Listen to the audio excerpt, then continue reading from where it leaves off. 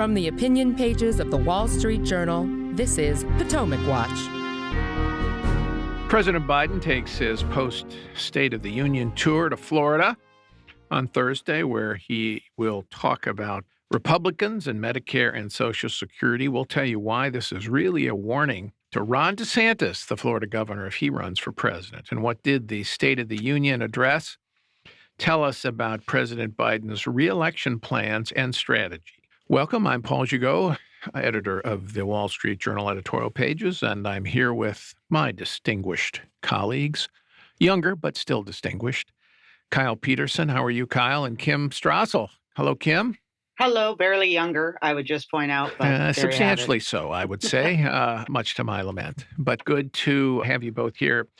On Social Security, Medicare, let's listen to Kevin McCarthy talk on Fox News about the president's comments in his State of the Union about Social Security, where he got that clapback and hooting from the Republicans who said that he was taking their names and views in vain. Let's listen. The president was trying to goat the members, and the members are passionate about it. But the one thing the president was saying is something that he knew was not true. I just spent an hour with him. I've said it many times before. Social Security and Medicare are off the table. He tries to use that for a political ploy. But the one thing we need to be is we need to be smart. He's trying to play politics with the debt ceiling by not negotiating, by lying about our position.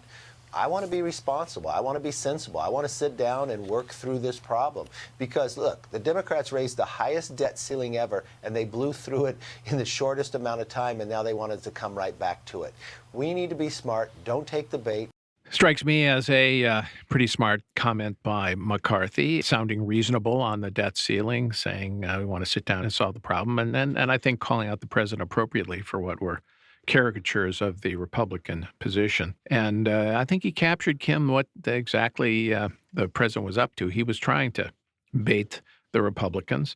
Press corps made an awful lot of the responses by some of the members hooting him down. But compared to what we get at the average parliamentary question time in the UK, this was pretty mild stuff. But what do you make about this use of the Medicare and Social Security strategy? Time-honored in one sense by the Democrats. They always roll it out. On the other hand, there really is no evidence here on the part of the Republicans this time around that they want to do anything with Medicare and Social Security. Yeah, this was a very big tell in a speech, the degree to which Biden is going to try to use this as he rolls into reelection. And you're right. Democrats do this all the time. We all remember the famous commercial of Paul Ryan supposedly pushing Granny in her wheelchair off a cliff. Democrats do this every election season. But it's notable to the extent that the Biden White House is going to lean on this. They started making this claim all the way back in the midterms. They got their opening when Senator Rick Scott put out his own agenda for America, in which, and this is a frustrating part, I think it was really an unforced error in that Rick Scott included in there a provision saying we shouldn't just leave Social Security and Medicare on autopilot. We should have to reauthorize them every 5 years. Okay, that's not even a real plan for fixing them, because of course everybody would reauthorize them every 5 years. So it was hardly a proposal to cut or change Social Security and Medicare, but it gave the White House a great big opening to beat up Republicans, claim, see, look, they want to get rid of all of this. And now they're bringing it up in the State of the Union. And Joe Biden is going to Florida today to roll it out against a person he really wants to hit, who is Ron DeSantis, a potential challenger who may make his own run. And he's going to try to beat him up for the fact that he's got some votes in his past from when he was in the House voting for Paul Ryan's budget, which did include changes to those entitlement programs. And so this is not just the White House trying to bait Republicans into a response during the State of the Union. This is trying to soften up a potential competitor in a White House run. And the White House, Kyle, sending out a fact sheet on Wednesday in which it said congressional Republicans' many proposals to cut Social Security and Medicare and increase prescription drug prices and healthcare premiums.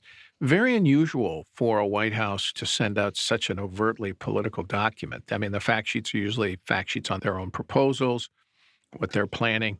They leave these attacks on opposition politicians to the Democratic National Committee or the campaign arm of a Democratic Party entity. But this is a highly political White House in this regard. And it's a signal, I think, that he's running for re-election, and this is one of the things he wants to run on And the DeSantis record goes back to voting on Paul Ryan's budget resolutions, which did pass the House.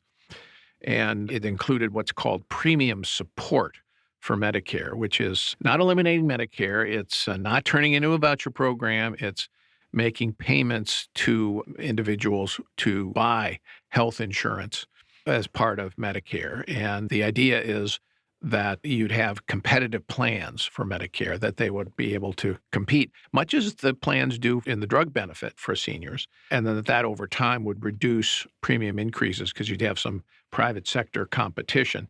And then the other thing is raising retirement age. I forget what Ryan's budget raised it to, but it did suggest you could raise the retirement age. Now, a budget resolution is just an outline of principles. It never got into law. But I think this is something that the White House is clearly aiming at DeSantis. And it will be interesting to see what DeSantis's eventual response to these kinds of attacks is going to be. President Trump is also taking a similar angle, saying that I will never touch Social Security or Medicare. Again, I think is clearly aimed at drawing some distinctions with Ron DeSantis. There are two problems, I think, with this line of attack. One of them is that Joe Biden also has a very long record of rhetoric in Congress. This is one of the quotes from Biden in 1995 that is now floating around. He said, "When I argued that we should freeze federal spending, I meant Social Security as well. I meant Medicare and Medicaid. I meant veterans benefits. I meant every single solitary thing in the government. And I not only tried it once, I tried it twice. I tried it the third time, and I tried it the fourth time." And so I think you will hear these clips being played to suggest that President Biden has not always ruled out any changes or holds on increases in Social Security spending. The other problem is I think that we legitimately have an entitlement crisis that is coming, and it is coming ever closer all the time. The Social Security Retirement Trust Fund runs out in 2034 was the last date. So that is not quite within the realm of the next president if that president were to serve 2 terms, but it is pretty close to that. And so I hope that Ron DeSantis does not take the Trump angle of we will never do any sort of reform at all to these programs, because I think that's what is going to be required as we get closer to this cliff. I mean, I would much rather see him take the angle of explaining to people that there is a problem and saying things like, do you know what Joe Biden's solution to that problem is? It's an enormous tax increase, which would be bad for the economy. And don't you guys pay enough in taxes already? It's nice of you, Kyle, to volunteer DeSantis for that duty, which some people would consider politically very difficult, if not suicidal. I certainly agree with you on the merits of the reform, and I would love to see a politician take it on. It's going to be very difficult, I think, in this political cycle, certainly in the Congress because of the balance of power with the House and the Senate. But Trump, Kim, I think this Trump move is very significant. Trump is essentially playing the role of Biden's wingman here on Social Security and Medicare because he's echoing what I think would be Biden's attack on DeSantis if DeSantis gets the nomination. And Trump's plan, I think, is to use Medicare and Social Security, among other things, to hit DeSantis. He laid out, in addition to doing what Kyle did, he also said, don't touch a penny of Social Security and Medicare. He also posted a clip of DeSantis saying something from several years back on entitlements and saying they could be reformed.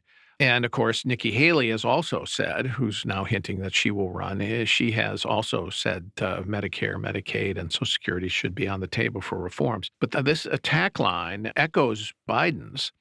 And I don't know, what do you think? I think it has the potential to damage the cause, not only of retirement reform, but also whoever is the ultimate nominee. Yeah, I don't know if Biden got the idea from Trump or Trump got the idea from Biden, but they're certainly on the same page. Now, I would note this is not a new view for Donald Trump. I remember all the way back in the 2016 campaign, he making a big issue out of his promise to not in any way touch or do anything to entitlements. Some of us actually criticized him at the time for refusing to even acknowledge that there was a problem.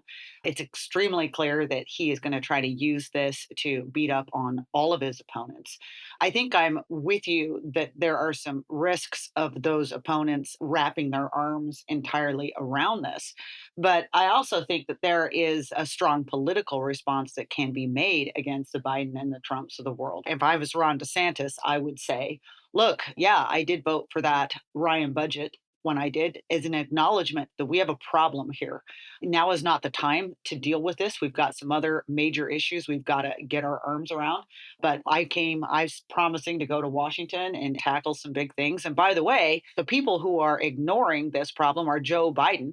Look what he's done to our debt. It's put even more pressure on these programs. It really ought to be incumbent on them to have some discussion about how we handle this. I think there are ways that you can turn this around, but I sure hope that folks like Ron DeSantis and Nikki Haley and others who might get in the race are thinking of it, because Donald Trump and Joe Biden have made very clear that this is going to be a central aspect of their attack. And we know that it certainly has had resonance in the past. Yeah, one of the big questions is how extensive within the Republican nominating electorate is the opposition to any kind of reform on Social Security and Medicare. I should add that Mitt Romney called for reforming the programs in 2012 and made Paul Ryan his running mate, didn't hurt him in the primaries. I don't even think, if you look at the electorate or the vote in 2012, that was decisive in Romney's defeat. I think much more important there was the fact that Romney didn't defend his record as a businessman and explain what the private equity was, and also didn't attack Obama's record enough, because he and his advisor, Stuart Stevens, had concluded early on that they thought the voters had already decided to fire Barack Obama and not reelect him, and that therefore all you needed to do was make yourself a kind of plausible alternative. What Obama did then was make it into a referendum and make Romney unacceptable. But a mythology has developed in some parts of the Republican Party that Romney lost because of entitlements, and I don't think that's true.